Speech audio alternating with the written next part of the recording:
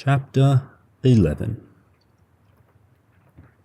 Taking a drink from his water bottle, Steele rested back in his seat and continued to gaze out across the water of the channel between Eden and the mainland. It was a couple of days after the meeting with Reuven, and he was sitting at a table in the terrace cafes of East Point Mall, waiting for Knox to arrive. The glare of the sun off the water and beach made him squint his eyes and contemplate, for not the first time, on getting a pair of sunglasses. Although he was under the cover of a wide umbrella with soft breeze coming off the water, he could still feel the heat of the day. It was just afternoon, and the air was humid and muggy. Wiping the sweat from his brow, he took another drink of water, finishing the bottle, and checked his phone that was sitting on the table at hand. There were no messages. He checked the time. Knox was late. Steele sighed and looked through the other tables of the cafe and towards the sliding doors that led into the shopping complex, but there was still no sign of his friend. A sense of unease started to build in his heart, and he started to wonder if the path he had set for himself was really the right course to take. It was too late for regrets now, though. The week was almost over, and Jimmy's imposed deadline was looming. Whether or not this plan was the right one to take, it was too late to try and change it now. Being about lunchtime, the cafes on the terrace were busy, and most of the tables were occupied with people eating, drinking, and gossiping rather loudly. Waitressing staff filtered about the tables carrying meals, their faces drawn and their eyes tired, having been on their feet since the early morning, taking plates and orders to and from the cafes. Somehow the men and women waiting on the customers always knew how to put on a smile and add a pleasant tone to their voice, an ability Steele had never bothered to learn. He could put on a mask if he needed to, not as well as Knox though, but more often than not, he never felt the motivation to do so. This was likely one of the reasons he had never many friends at school, and why he had never been very skillful at getting gainful employment. He did not like lying about who he was, simply to please someone else. Steele checked his phone again, but there was still no messages. The reflection on the glass surface of the screen drew his attention as it showed a woman sitting a few tables behind him, appearing to take a bit too much interest in what he was doing. Steele shook his head slightly, guessing that the woman was working for Detective Reeves. Steele was not too surprised, though. The old police officer was the belligerent and determined sort. Ever since Steele's father had been killed, Reeves had taken upon himself to keep an eye on him. It was almost like Reeves felt it was his duty to watch out for Steele and his family. He and Steele's father had been good friends since the police academy, but these days it looked like Reeves' concern had gone from merely watching out for him to making sure he did not do anything illegal. Although it was annoying to be followed all over the city like this, it brought a smile to Steele's face. But despite the old detective's good intention, it did make things a little bit awkward. Steele looked at the clock on his phone before sighing heavily and tossing the device back to the tabletop. In his mind, he was just contemplating a message to send Knox when he spotted his friend walk briskly from the shopping complex and out onto the terrace. Steele let out a deep breath, feeling a bit more at ease. He had not been worried about Knox so much, just the tension of Jimmy's coming deadline was starting to make him feel a bit nervous. Knox was quick to spot him and came through the tables to sit down opposite Steele. "No drink waiting for me?" Knox asked, sounding a little disappointed. "It's a hot day. I've been doing a good bit of walking and driving in congested traffic through the city." "You're the wealthy one," Steele replied simply, an amused smile coming to his face, as he knew Knox was joking in his disappointment. "But how did it go? All good?" "What?" Knox wondered, distracted by the sight of the closest cafe and its displays of cold drinks. Yeah, of course, it's fine. I think you're a bit paranoid, though. If you'd gone, you could have explained it better." "No, it's better this way," Steele shook his head. "Reeves is still tailing me more than you. We need contingency plans, even if they're not needed." "Excuse me," Knox called a waitress as she walked by, grabbing her attention and ignoring Steele's comment. "Could I get a cold drink? It's absolutely sweltering today. How do you stand working out here? You didn't make it this hot, did you?" The young woman smiled genuinely and laughed as she came closer to the table. "I know, right?" she exclaimed. "Summer's just started, it's already boiling. What drink do you want?" "I don't know," Knox replied. "I'm just really thirsty. Just bring me something cold and delicious. What do you recommend?" "The lemon lime bitters is really good," the waitress suggested thoughtfully. Perfect, Knox said with a smile. I'll be right back, said the waitress with another smile and headed off towards the cafe she was working at. Sorry, what were you saying, Steele? Knox asked after letting out a deep breath and turning from the departing waitress. Nothing, don't worry about it. Steele dismissed the query, not perturbed by Knox's divergence with the young woman. Alright, so what's our next step? Knox asked, his voice lowering as he leaned forward in his chair, resting his elbows on the table. Jimmy's deadline is really close now. I don't know about you, but I'm feeling a little bit nervous. I think one of his goons was following me the other day. That might have been one of Reeves' men, though. I need to talk with Clara again, Steele explained, his voice low as well. Did you finalize the deals with Reuben? Yep, Knox nodded, and the waitress returned to the table then and placed a tall glass in front of Knox. Here you go, she said, giving Knox another genuine smile. Enjoy. I will, thank you, Knox replied, and gave the woman some money. Keep the change. Thanks. She continued to smile sweetly. Call me over if you want anything else. Knox mumbled a reply as he drank from his glass, and the waitress moved away, leaving them alone again. What about Farron? Knox asked as he swallowed half the drink in one long mouthful. She said she'd help with Clara, but I haven't told her many details yet, Steele replied, turning his eyes towards the views to the channel. That's not what I meant, Knox said with a sly tone, bringing Steele's attention back from the sights. Have you organised another date yet? Maybe this time see that she gets back to her apartment safely, if you know what I mean. I haven't organised another date yet, Steele said, frowning slightly at his friend. Maybe when I have this all sorted, and I'm incredibly rich and sitting in my Golden Hills mansion, I will. So that's the end goal, is it? Knox asked curiously. Lots of money in a fancy house? Maybe a couple of sports cars in the garage to show off to your neighbours too? Steele narrowed his eyes slightly, noticing the flicker of derision in his friend's tone. No, that's not the end goal, Steele said seriously. My end goal is survival and freedom. The problem is that in Eden, you need to be able to afford it. I suppose that's true, Knox nodded and let out a deep breath. Freedom and survival are two things I can agree on. We'll get there, Steele said determinedly as he stood up, slipping his phone into his pocket. Let's go and see Clara. Yep, Knox replied and quickly gulped down the rest of his drink. Hold up, I want to get that waitress's number. Really? Steele sighed. Make it quick, please, Knox. His friend nodded and smiled as he grabbed his empty glass and walked through the tables to the cafe. The girl that had served him was working at the counter now, and still absently watched Knox as he headed for the entrance to the mall. Immediately the waitress was smiling and laughed as Knox said something, handing her the empty glass. Knox looked like he was about to leave then, half turning away before he took out his phone and turned back to the woman.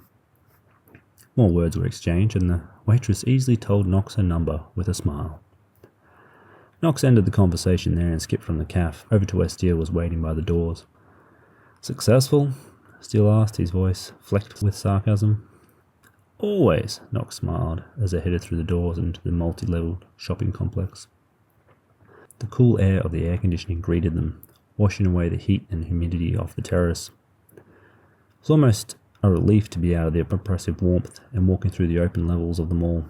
The place was very busy, just like almost every area of Eden, and Steele had to filter through the shoppers, who were busy looking at the attractive storefronts and not where they were walking.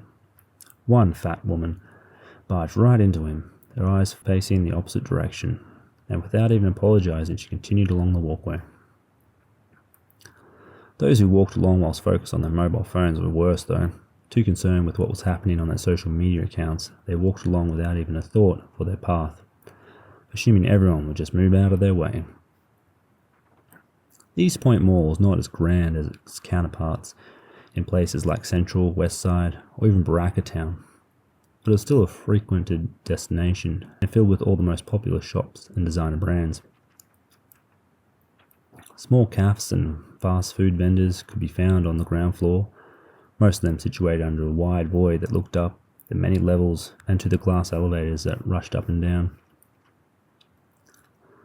Among the bright holographic advertising lights and carefully designed shop windows were splashes of greenery in the form of plastic plants that gave the illusion of foliage.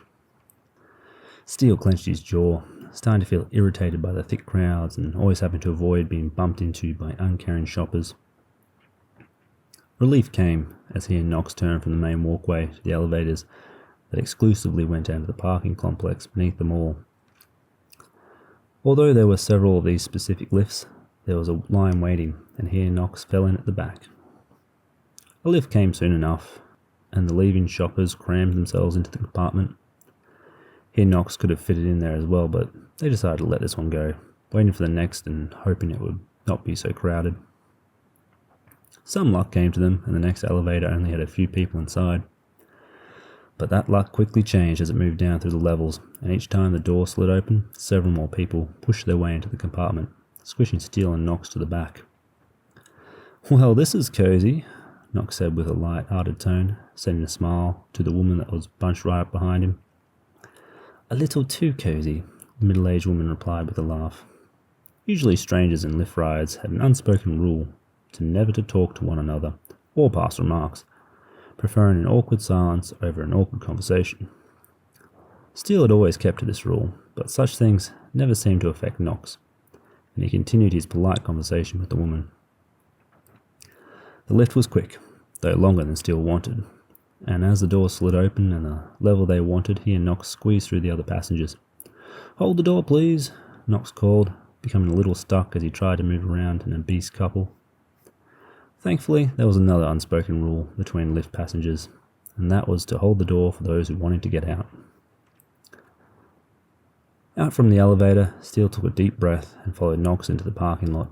A few others had departed from the lift as well, their footsteps echoing loudly through the filled car park. It always felt so strange to move from a place filled with so many people and noise and into a quiet and empty space like shopping centre car parks.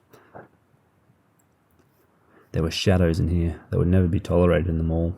It was filled with dark corners that were shielded by thick support pillars and obscured by parked vehicles. The sound of an engine echoed through the air, sounding distant and hollow. Tires squealed on the concrete as the car made a turn. One of the overhead lights flickered annoyingly, and as Knox led the way around one of the many corners, half a dozen men in suits and jackets stepped to block their path. Steele was about to demand an explanation when the smell of cigar smoke filled his nose. Out of the shadows between a car behind him and Knox, Jimmy walked, with two scantily clad women beside him. Frankie was forever in Jimmy's shadow, looking like a man in need of a fix, his eyes dark and his face rather pale. "Look what we got here," Jimmy said slowly, moving to stand in front of Steele and Knox. "A couple of rats, I think," Frankie said, his voice sounding rather shrill as his fingers fidgeted incessantly. "What do you want?" Steele sighed, his annoyance coming to the fore. "Watch your tone," Frankie snapped, his eyes wide. "Easy, boys," Jimmy said, his voice as controlled as always. "We've just come to make a little reminder of our agreement." "Agreement?" Steele scoffed. "Blackmail is more accurate." "Call it what you want," Jimmy shrugged, taking a long drag of his cigar. "But whatever it is, I can't help but notice you've done nothing." "It's not as easy as walking into an office and saying, 'I'd like to join,'" Steele frowned heavily. "And you speaking with me like this makes it even harder." Jimmy narrowed his eyes as he puffed on his cigar. One of the women at his side absently played with his tie.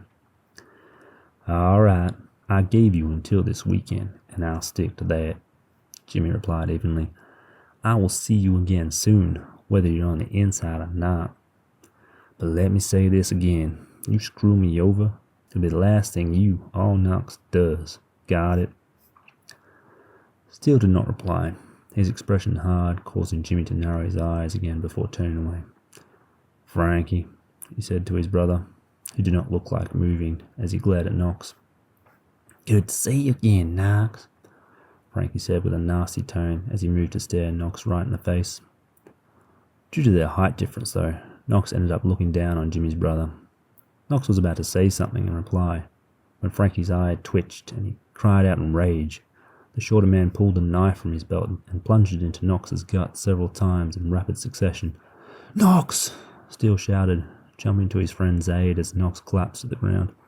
"What the hell were you thinking, Frankie?" Jimmy exclaimed as the younger brother backed away, his eyes wide and his breath heavy. That's payback, Knox, Frankie shouted. See you in hell.